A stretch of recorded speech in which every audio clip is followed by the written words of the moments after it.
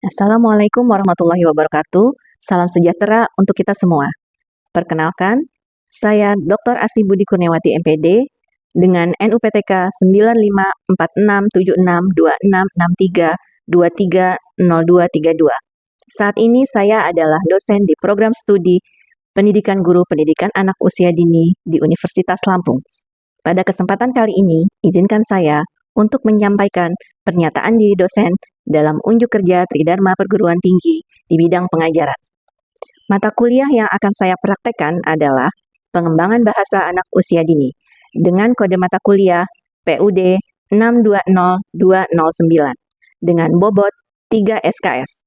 Dan materi yang akan disampaikan adalah materi pertemuan kelima dengan sub CPMK menjelaskan jenis-jenis bahasa. Adapun deskripsi singkat dari mata kuliah ini adalah mata kuliah pengembangan bahasa anak usia dini merupakan mata kuliah wajib pada program S1 Pendidikan Guru Pendidikan Anak Usia Dini.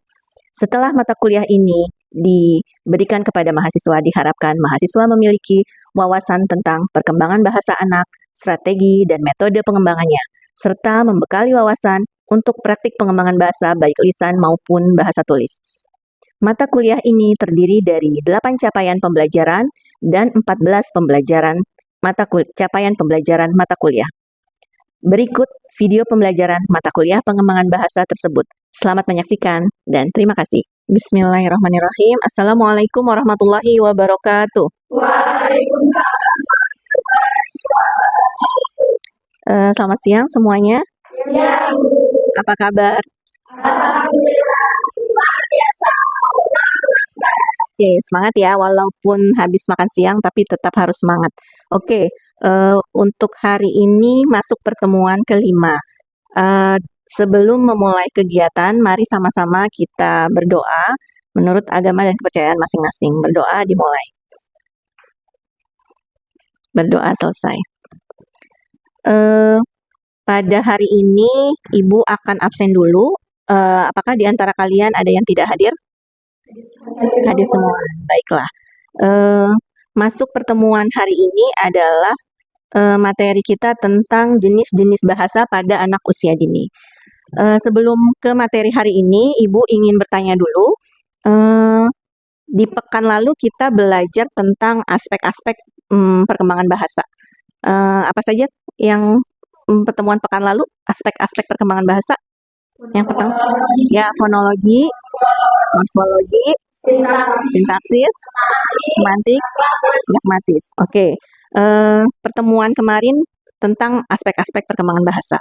Pada pertemuan hari ini kita akan bicara tentang jenis-jenis bahasa pada anak usia dini. Sebelum ke jenis-jenis bahasa, kita mengulas kembali tentang pengertian bahasa anak usia dini. Bahasa adalah alat komunikasi verbal dan nonverbal yang digunakan untuk mengekspresikan pikiran, perasaan, dan kebutuhan. Jadi, hal ini adalah sesuatu yang penting terkait dengan bahasa karena dia merupakan alat komunikasi. Jadi, kita berkomunikasi itu bisa dengan verbal dan bisa juga dengan nonverbal. Artinya, kedua hal itu bisa saja dilakukan. Yang jelas, bahasa itu adalah suatu hal yang sangat penting untuk dimiliki oleh manusia. Dalam hal ini adalah anak usia dini. Nah, pada anak usia dini, bahasa berkembang melalui interaksi dengan lingkungannya. Jadi, seorang anak itu bisa menggunakan bahasa ketika dia berinteraksi dengan lingkungannya.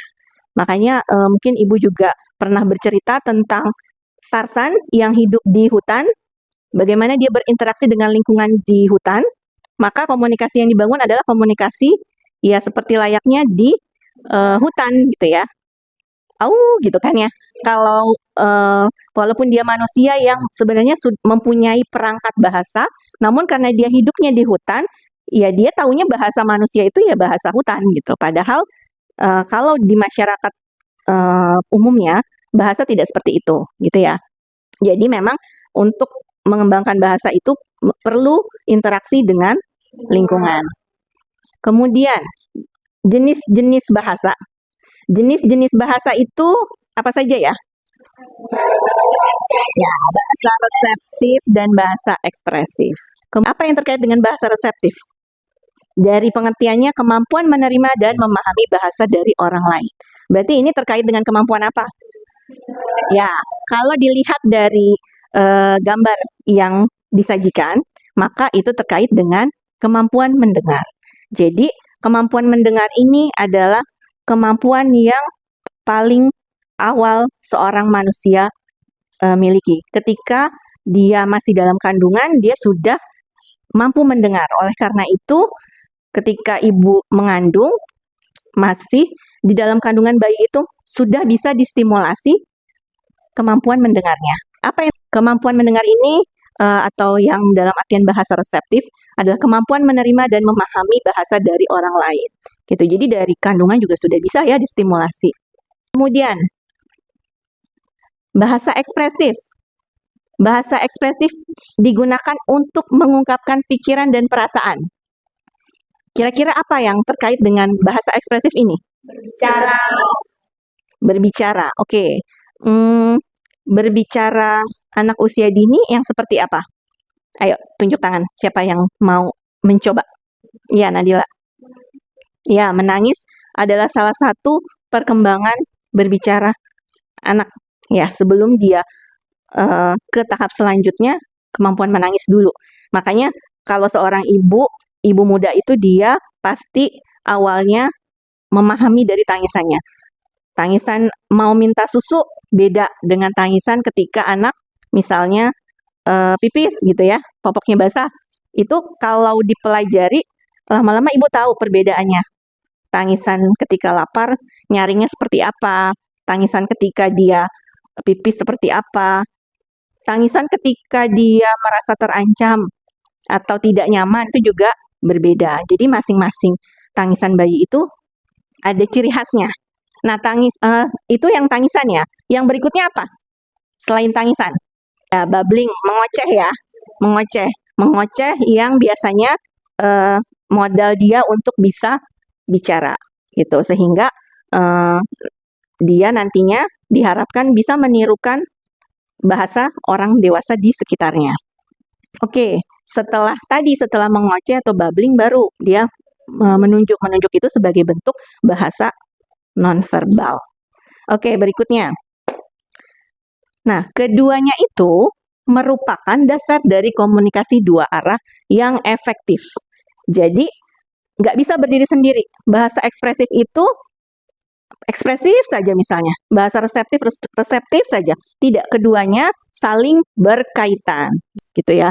Nah, artinya reseptif dan ekspresif itu adalah dua hal yang saling berkaitan, tidak bisa berdiri sendiri ya. Sehingga itu harus dikembangkan secara seimbang gitu ya. Kemudian berikutnya, efeknya sehingga anak dapat memahami perintah gitu ya. Memahami perintah itu kan ada dua aspek ya. Memahami perintah itu pertama dia reseptif. Reseptifnya apa? Ketika dia mendengarkan gurunya berbicara atau menyuruh dia gitu ya. Tolong ambilkan kue misalnya. Dia kan mendengar dulu, reseptifnya yang bekerja ya. Setelah itu, setelah reseptifnya bekerja, dia juga untuk bisa kita menilai apakah anak ini paham atau enggak terhadap perintah, tentunya dia bisa mengekspresikan dengan bahasa dia. Iya Bu, misalnya. Oh, berarti dia paham dan melaksanakan perintah itu. Jadi, hal tersebut berguna untuk kehidupan anak selanjutnya. Kalau misalnya anak tersebut tidak berkembang bahasa reseptifnya, maka anak itu nggak akan bisa melaksanakan tugas-tugas perkembangan. Dalam hal ini misalnya melaksanakan perintah dari guru. Kan kalau sekolah misalnya disuruh mengerjakan sesuatu, itu kan reseptif ya. Dia diperintahkan sesuatu, oh dia mengerjakan. Kalau dia nggak paham, dia nggak akan bisa menyelesaikan tugas-tugas sekolah. Itu contoh kecilnya. Oke, yang berikutnya. Dalam berkomunikasi terdapat jenis bahasa lainnya yang tadi Ibu sebutkan. Apa jenis bahasa lainnya? Selain bahasa reseptif dan ekspresif di awal tadi. Nah, ada verbal dan non-verbal. Jadi, apa sih bahasa verbal itu? Nah, bahasa verbal itu bahasa yang diungkapkan melalui kata-kata lisan atau tulisan. Gitu. Jadi, seseorang ketika berkomunikasi umumnya menggunakan bahasa verbal gitu. Sehingga itu bisa untuk mengungkapkan pikiran dan perasaannya. Ini nantinya akan terkait dengan aspek perkembangan yang lain.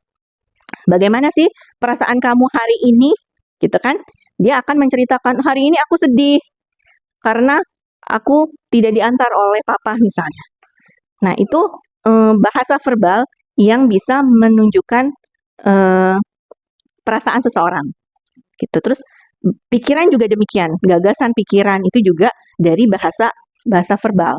Sehingga ini penting untuk juga dikembangkan, dan itu juga tadi terkait dengan aspek jenis bahasa sebelumnya. Oke, bahasa verbal. Tadi contohnya. Ada contoh lain yang bisa memberikan contoh dalam bentuk yang lain? Tadi Ibu sudah berikan satu contohnya. Ayo, nggak apa-apa, salah, yang penting dicoba. Gambaran. Gambaran bagaimana maksudnya? Kalau misalnya anak-anak menggambar itu kan menyampaikan sesuatu apa yang dia rasa gitu. Misalnya dia menggambar orang tuanya gitu. Tapi dari gambar itu diceritakan nggak oleh anak? Diceritakan oleh anak. Ya berarti aspek verbalnya dari apa gambar yang diceritakan oleh si anak. Kalau gambarnya sendiri itu bisa jadi itu namanya bahasa nonverbal. Gitu. Tapi gambar itu menceritakan tentang perasaan anak, kemudian anak menceritakan gambarnya, nah itu bahasa verbal yang muncul, gitu ya. Jadi bahasa verbal itu gambar tersebut diceritakan oleh anak. Jadi udah verbal, udah diungkapkan, bukan lagi yang sifatnya itu sign atau tanda, gitu ya. Kemudian yang berikutnya adalah berkembang melalui interaksi dan stimulasi verbal. Jadi bahasa verbal itu ya dari interaksi dan perlu stimulasi. Semuanya harus distimulasi. Gitu. Jadi kalau ada anak yang seperti misalnya tadi contohnya Tarsan, dia dibesarkan oleh hewan gitu ya di hutan, maka bahasanya bukan lagi bahasa verbal. Artinya kan bahasa perlu stimulasi lingkungan gitu ya. Oleh karena itu untuk bahasa verbal ini juga butuh stimulasi dari orang tua, guru, dan orang dewasa di sekeliling anak. Oke, yang berikutnya ada lagi bahasa nonverbal. Bahasa nonverbal itu bahasa yang diungkapkan melalui gerak tubuh, ekspresi wajah, dan intonasi suara. Sebutkan contohnya. Ayo, siapa yang mau kasih contoh? Bahasa isyarat. Bahasa isyarat. Ada lagi? Selain bahasa isyarat? Bahasa isyarat ini mungkin orang cenderungnya bicaranya, kalau bicara bahasa isyarat berarti terkait dengan orang yang misalnya tunarungu gitu ya. Dia punya kode-kode khusus. Selain itu ada lagi nggak bahasa lain yang masuknya bahasa nonverbal? Ada ekspresi, Bu. Ada ekspresi seperti mengangguk. Ya, betul. Mengangguk, kemudian menggeleng, ya. Itu adalah bahasa-bahasa nonverbal. Atau tadi nunjuk, itu juga bahasa nonverbal. Gitu. Makanya anak-anak yang memiliki hambatan bahasa terkadang dia tidak mau bicara. Apa yang dia inginkan dia biasanya menggunakan bahasa nonverbal. Oleh karena itu, orang tua di sekelilingnya biasanya harus ngajak bicara dulu. Kalau mau dapat yang dia tunjuk, ayo coba apa yang kamu mau. Harus seperti itu ya. Jadi jangan langsung dikasih gitu. Misalnya dia mau susu, dia nunjuk susu. Sampai dia katakan susu, atau mungkin versi anak-anak masih cucu gitu ya, tapi kita tetap memberitahunya susu, cucu. Nah, kalau dia udah bicara cucu baru dikasih misalnya. Jadi itu salah satu rewardnya diberi susu misalnya. Atau misalnya mau es krim gitu ya. Gitu. Kan banyak anak yang sebenarnya bisa bicara, tapi dia malas atau memilih untuk nunjuk. Nah, jangan sampai orang dewasa di sekelilingnya itu mengikuti saja gitu. Kalau mengikuti saja itulah yang nantinya khawatir anak itu mengalami speech delay atau hambatan bahasa gitu ya, atau bicara. Oke. Nah, bahasa nonverbal ini mendahului kemampuan verbal dan sangat penting dalam komunikasi awal. Nah, jangan sampai orang dewasa di sekelilingnya itu mengikuti saja gitu. Kalau mengikuti saja itulah yang nantinya khawatir anak itu mengalami speech delay atau hambatan bahasa gitu ya, atau bicara. Oke.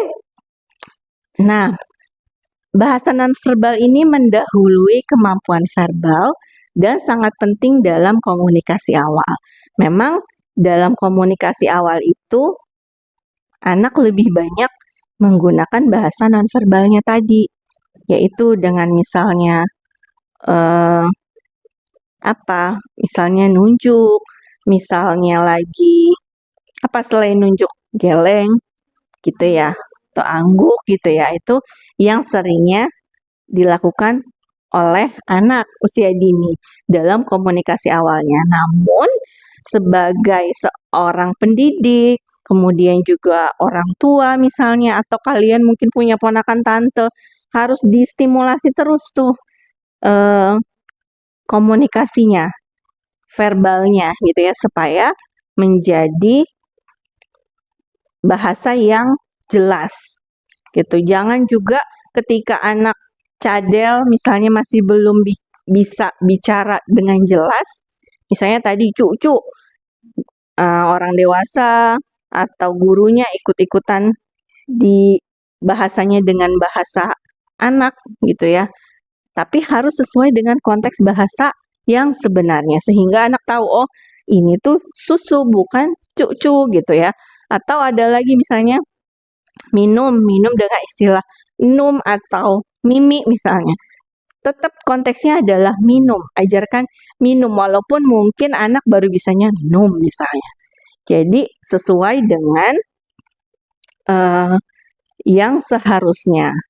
Sehingga anak tahu, oh penggunaan kata itu untuk minum walaupun dia baru bisanya mengatakan num gitu ya. Oke, yang berikutnya ada lagi bahasa sosial atau pragmatik. Bahasa sosial ini adalah terkait dengan penggunaan bahasa dalam konteks sosial. Contohnya menyapa, meminta tolong, menyampaikan pendapat. Jadi yang kaitannya dengan interaksi dua arah. Ya, interaksi sosial dengan orang lain gitu. Nah, ini bisa berkembang lewat permainan sosial dan interaksi kelompok. Jadi, untuk mengembangkan bahasa ini sangat penting situasi lingkungan sekitar. Tidak mungkin anak berkembang bahasanya kalau lingkungan sekitar tidak mendukung dengan baik. Seperti itu. Lalu, yang berikutnya adalah contoh aktivitas stimulasi bahasa. Oke, kita kebetulan belajar di lab PAUD ya, sehingga banyak fasilitas yang bisa kalian gunakan untuk stimulasi bahasanya. Oke, untuk yang materi hari ini, Ibu mau tahu kalian sudah sampai sejauh mana pemahamannya untuk jenis-jenis bahasa, maka Ibu ingin kalian membagi menjadi kelompok. Di sini kebetulan sudah ada 3 kelompok ya. Silakan kalian lakukan apa stimulasi yang bisa dilakukan untuk mengembangkan bahasa anak usia dini. Ayo, boleh dibagi.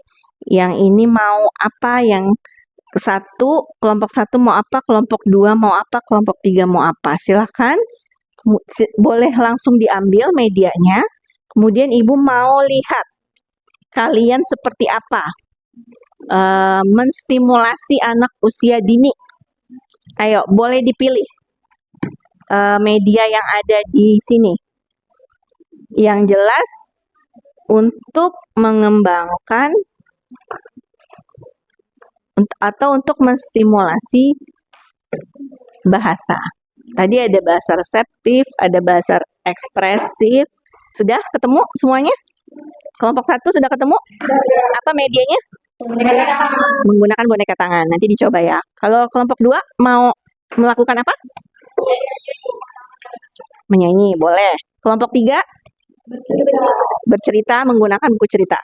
Oke, kita mulai dulu dari kelompok 1 ya. Silakan kelompok 1. Sudah? Jadi di sini kami menggunakan boneka tangan supaya anak tuh ikut berinteraksi. Misalnya kita menunjukkan tangan kayak boneka tangan ini, nanti kira siapa ya namanya. Jadi anak nanti menyebutkan. Jadi anak juga diajak berimajinasi gitu. Halo. Di sini ibu punya boneka tangan nih. Ada berapa ya kira-kira? 2. Ini gambar apa ya? B. Kami. Oke. Terima kasih kelompok 1. Jadi dari boneka tangan bisa menstimulasi aspek jenis bahasa ekspresif. Oke. Berikutnya, kelompok 2. Silakan kelompok 2. Apa ini yang mau disajikan? Jadi kita menggunakan warna pada anak usia dini. Silakan. Halo anak-anak. Halo. Hari ini kita nyanyi sama-sama yuk. Yuk. Tahu nggak kalian lagu Balon Cerita? Tahu. Oke, kalau gitu kita nyanyi bareng ya. 1, 2, 3. Balonku ada cerita, rupa-rupa warnanya. Dan aku dikelabu, tidak muda dan biru. Meletus balon hijau dan. Oke, berikutnya kelompok 2. Silakan kelompok 2. Apa ini yang mau disajikan? Jadi kita sambil menggunakan warna pada anak usia dini. Silakan. Oke, tepuk tangan. Jadi dari kegiatan menyanyi itu apa yang bisa distimulasi aspek bahasanya? Bahasa apa? Ekspresif, reseptif? Bahasa dari reseptifnya kan kita menyanyi kayak udah gitu-gitu, nah jadi nanti anak bisa yang mana yang warna merah gitu, jadi dia merasa kayak merasa kayak oh yang merah itu yang ini gitu, jadi sambil yang mana yang meledak balonnya, nanti anak suruh ngambil dari warna ini gitu. Mana yang warna hijau ya, jadi menambah kosakata warna-warna ya dari lagu tersebut. Oke, tepuk tangan untuk kelompok 2. Untuk kelompok 3, apa yang akan distimulasi?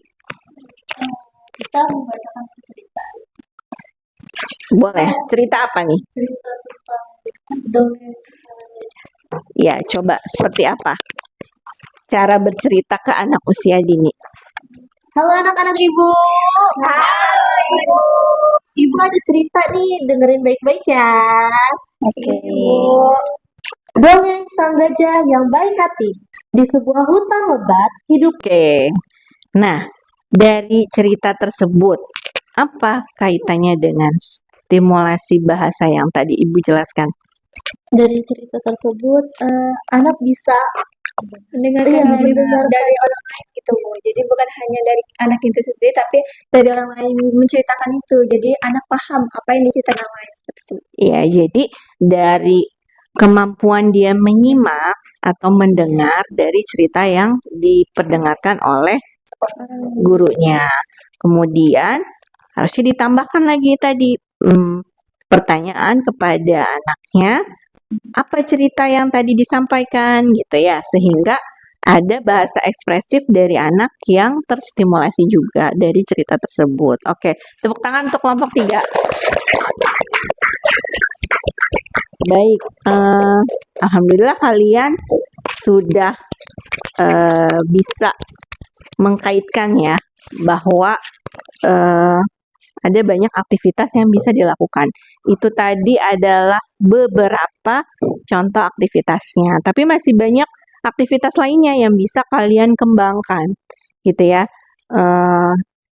terkait dengan jenis bahasa ekspresif dan bahasa reseptif yang tadi sudah kita bicarakan, gitu, sehingga kalian bisa lebih memperdalam lagi sesuai dengan kreativitas masing-masing dari kalian. Oke, yang berikutnya ada kesimpulan bahwa setiap jenis bahasa penting untuk dikembangkan secara seimbang. Jadi tidak hanya satu saja, tidak ada yang dominan. Oh, lebih penting bahasa reseptif. Oh, lebih penting bahasa ekspresif. Tidak.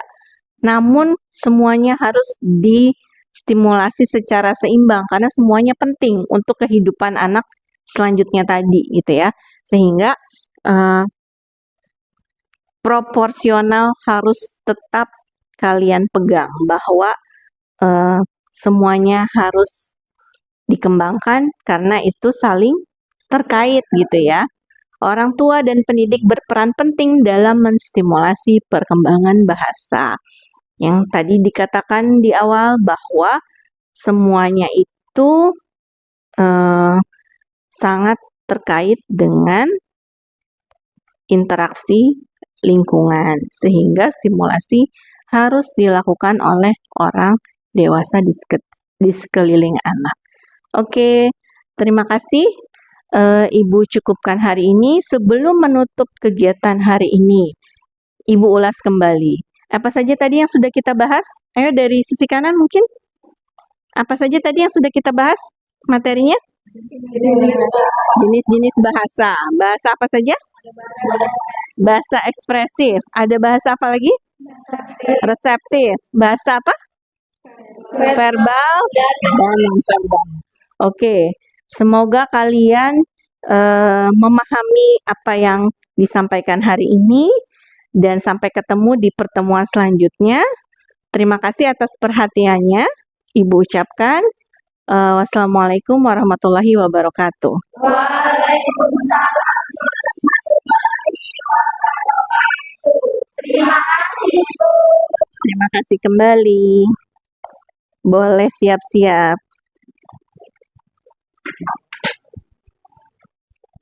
Terima kasih.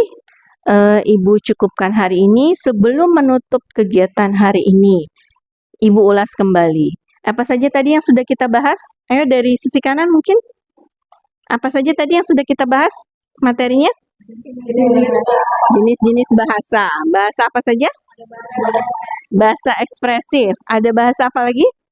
Untuk kehidupan anak selanjutnya tadi, gitu ya. Sehingga proporsional harus tetap kalian pegang bahwa semuanya harus dikembangkan karena itu saling terkait gitu ya. Orang tua dan pendidik berperan penting dalam menstimulasi perkembangan bahasa. Yang tadi dikatakan di awal bahwa semuanya itu sangat terkait dengan interaksi lingkungan, sehingga stimulasi harus dilakukan oleh orang dewasa di sekeliling anak.